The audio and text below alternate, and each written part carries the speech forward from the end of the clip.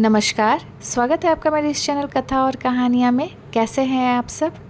क्या आप जानते हैं एक सच्चे संत की पहचान क्या होती है? अगर नहीं तो इस कथा के अंत तक बने रहिए। यह कथा एक सच्चे संत और व्यापारी की है। तो आइए कथा को सुनते हैं। वृंदावन में एक बहुत ही मशहूर महात्मा थे।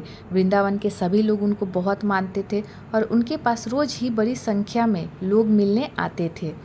एक बार पड़ोस के शहर के एक अमीर व्यापारी को उन महात्मा के बारे में पता चला, तो उन्होंने सोचा कि क्यों न महात्मा जी से एक बार मिला जाए। तो एक दिन वह अमीर व्यापारी उन महात्मा जी से मिलने पहुंचा। व्यापारी ने सुन रखा था कि महात्मा बड़ी ही सरलता से रहते हैं। जब वह व्यापारी महात्मा के दरबार में पहुंचा, उसने देखा कि कहने को तो वे महात्मा हैं, लेकिन जिस आसन पर वे बैठे हैं वह तो सोने का बना है और बगल में हाथ रखने के लिए चांदी स्तंभ बने हुए हैं। चारों ओर एक बहुत ही अद्भुत सी सुगंध है। 10 से ज़्यादा सेवक उनकी सेवा में लगे हैं और रेशमी डोरियों से सजावट के साथ साथ वह हर एक व्यवस्था महात्मा जी के पास है, जो कि एक आम गृहस्थी परिवार के पास होती है। व्यापारी यह देखकर बहुत चक्का रह गया कि हर तरफ विलास और वैभव का साम्राज्य है। उसने सोचा, यह कैसा महात्मा है? महात्मा जी बारी बारी से सभी से वार्तालाप कर रहे थे। अब जैसे ही अमीर व्यापारी का नंबर आया, महात्मा जी उसके बारे में कुछ कहते इससे पहले ही व्यापारी ने कहा, महात्मा जी, आपकी ख्याति सुनकर आपके दर्शन करने आया था। सुना था कि बहुत ही सरल संत हैं, लेकिन यहाँ देखा कि आप तो भौतिक संपदा के बीच मज़े से रह रहे हैं। मुझे तो आप में साधु के कोई गुण नज़र नहीं आ रहे हैं। महात्मा ने व्यापारी से कहा, व्यापारी, तुम्हें ऐतराज़ है तो मैं इसी पल यह सब वैभव छोड़कर तुम्हारे साथ चल देता हूँ।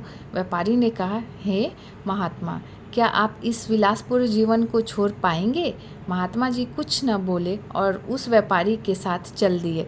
जाते जाते उन्होंने अपने सेवकों से कहा, यह जो कुछ भी है सब गरीबों में बांट दो। दोनों कुछ ही दूर चले थे कि अचानक व्यापारी रुका, पीछे मुड़ा और कुछ सोचने लगा। महात्मा ने पूछा, क्या हुआ? रुके क्यों हो? व्यापारी ने कहा, महात्मा जी, आपके दरबार में कुछ भूल आया। आप चलिए, मैं उसे लेकर आता हूँ। महात्मा जी ने कहा, क्या भूल आए हो आप? व्यापारी बोला, आप चलिए, मैं थोड़ी देर में आता हूँ। महात्मा जी ने फिर बोला, अरे बताओ तो सही, क्या भूल आए हो? तब जाकर व्यापारी बोला, मैं आपके दरबार में अपना कांसे का लोटा भूल आया हूँ, मैं उसे जाकर ले आता हूँ, उसे लेना ज़रूरी है। महात्मा जी हंसते हुए बोले, बस यही फ़र्क है तुम में और मुझ में।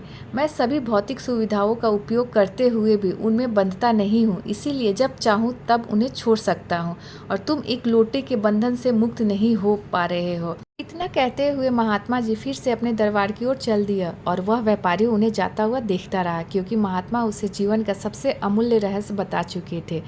इस छोटी सी कहानी का सारांश यह है कि चीज़ों का उपयोग करो, लेकिन उनके मुंह में ना फंसो।